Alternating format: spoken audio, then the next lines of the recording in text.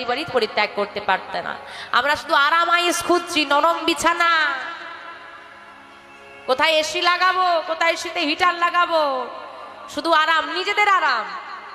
আর ভগবানের জন্য রেখে দিয়েছি ডিব্বায় ভরে। কি রেখেছো? হ্যাঁ, না না, নকুল দানা নয়, নকল দানা। আসল ভক্তি নয়, পুরোটাই ভেজাল। নকল দানা। ওগো, যতই এই বিষয় সম্পত্তি আরাম আয়েশ নিয়ে মেতে থাকো না কেন, মনে রাখো শেষের দিনে বাঁশের দলা চড়ে যেতে হবে। সেদিন নাম আসবে কি? বলো হরি কৃষ্ণ নাম বলো ভাই, বলো এবার বলো। কারণ আমাদের দিন ঘনিয়ে আসছে। কৃষ্ণ ভজন সাধনের জন্য পৃথিবীতে এসেছি, তাই সংসারের সাধন ভজন আমরা সবাই করি, কিন্তু গোবিন্দের সাধন ভজন করি না। তাই তো বলছে কৃষ্ণ নাম বলো ভাই, জনম বৃথা যায়।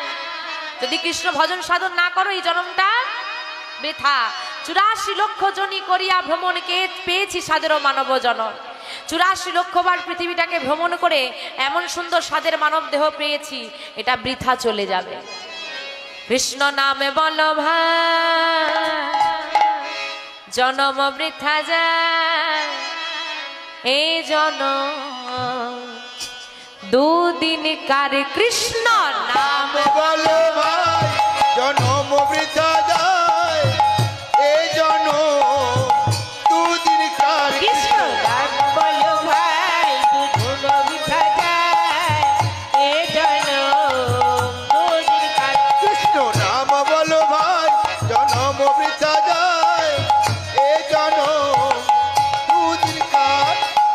এই জীবনটা কাগজের টুকরো, এই জীবন है कागज का टुकड़ा।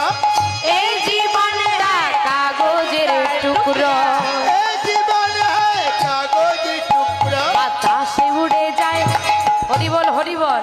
এই জীবনটা কিসের টুকরো?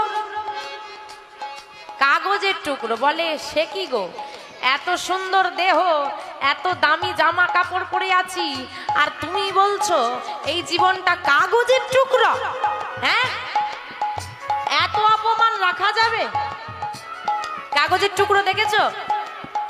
হ্যাঁ, এই যে মেলায় দোকান বসেছে, সবার দোকানে আছে,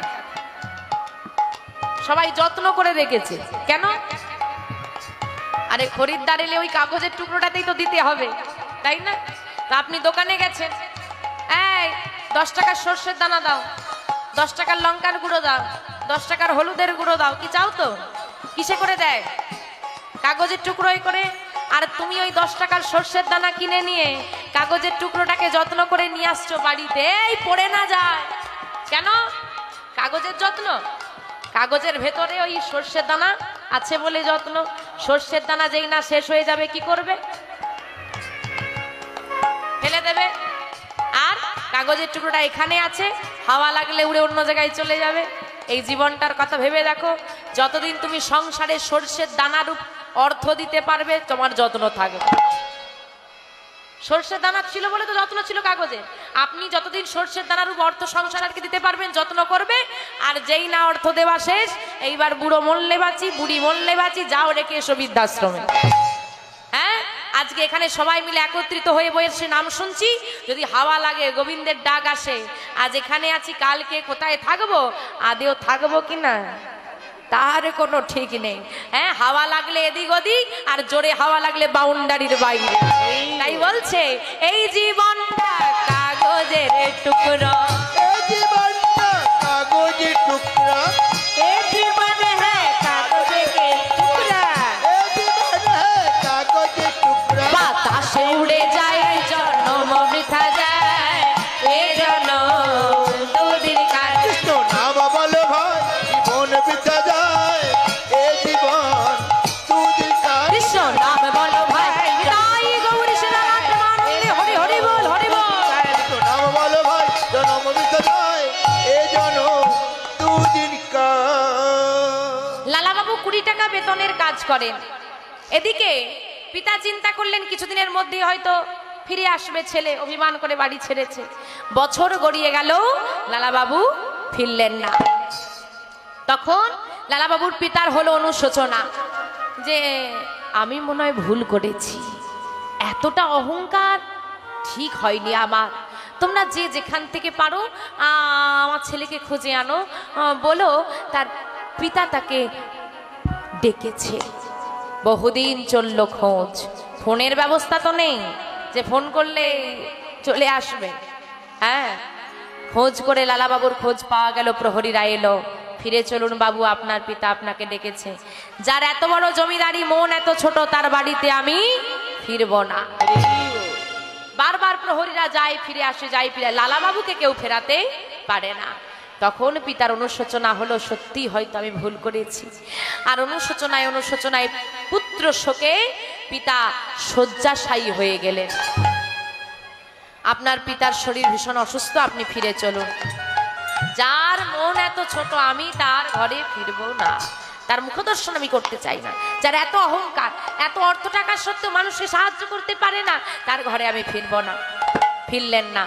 পুত্র শোকে পিতা প্রাণ পরিত্যাগ করে। জমিদার প্রাণ পরিত্যাগ করেছেন। পরবর্তী জমিদারকে ফিরিয়ে আনার ব্যবস্থা করো। পরবর্তী জমিদার লালাবাবু, লালাবাবুর কাছে করজোরে এসে দাঁড়ালেন। প্রহরীগণ, আপনি ফিরে চলুন, আর আপনাকে বাধা দেওয়ার কেউ নেই, আমি ফিরব না। কিন্তু আপনি না ফিরলে ওই জমিদারি কে গ্রহণ করবে? আমাদের কি হবে? ফিরে চলুন বাবু, আপনাকে আর কেউ কোনো কষ্ট দেবে না। আপনার জমিদারি আপনার যেমন খুশি তেমন করে আপনি সাজাবেন, আপনি যাকে খুশি দান করবেন, আপনি ফিরে চলুন। সবার অনুরোধেই লালাবাবু ফিরে এলেন, জমিদারি গ্রহণ করলেন। বিবাহযোগ্য হলো লালাবাবু। লালাবাবুর বিবাহ হলো কাত্যায়নী নামে এক সুকন্যার সঙ্গে। বিবাহের কিছু বছর পর লালাবাবুর একটি পুত্র সন্তান জন্মগ্রহণ করেছে। তার নাম রাখা হয়েছে সাধ করে নারায়ণ। নারায়ণও জমিদারি বাড়ির একমাত্র পুত্র সন্তান, সেও বড় আদরের। আজকে ধীরে ধীরে নারায়ণ বড় হচ্ছে। লালাবাবু জমিদারি বারান্দায় আজকে এসে বসেছেন। বসে নারায়ণ যত ছোটাছুটি করে খেলা করছে, লালাবাবুর নিজের শৈশবের কথা মনে পড়ছে।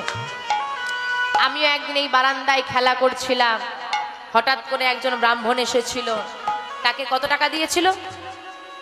ব্রাহ্মণকে 1000 টাকা দিলাম বলে অপমান সহ্য করতে হলো। আর এই ঘটনাটা, সেই দিনের ওই ঘটনাটা তিনি চিন্তা করছেন ওই বারান্দায় বসে বসে। হঠাৎ করে যেই না চিন্তা করেছে, সেই ব্রাহ্মণ এসে ভিক্ষা করেছিল। হঠাৎ আজও দরজায় একজন এসে বলছে, বাবু কেউ বাড়িতে আছো? বাবু আমায় কিছু ভিক্ষা দাও। বাবু আমায় কিছু ভিক্ষা দাও। বাবু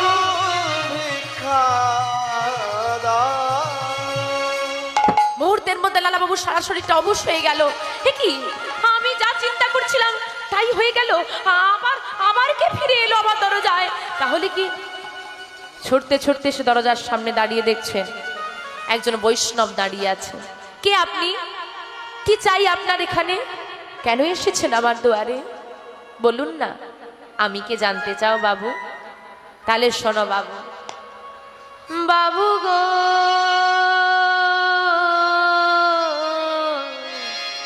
আমি হলাম দিন ভিখারি।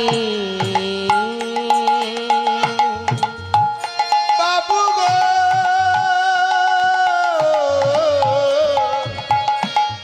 আমি হলাম দিন ভিখারি। বাবু গো, আমি হলাম দিন ভিখারি। তুমি ভিখারি? আচ্ছা, তুমি ভিক্ষা করে কি করো? বাড়িতে স্ত্রী পুত্র পিতামাতার সেবা দাও বুঝি? না বাবু, আমার ঘরে স্ত্রী পুত্র পিতামাতা কেউ নেই। কেউ নেই যখন ভিক্ষা করো কেন? ভিক্ষা করে কি করো? বাবু, আমার ঘরে স্ত্রী পুত্র পিতামাতা নেই, কিন্তু একজন আছে। কে আছে? কে আছে তোমার ঘরে?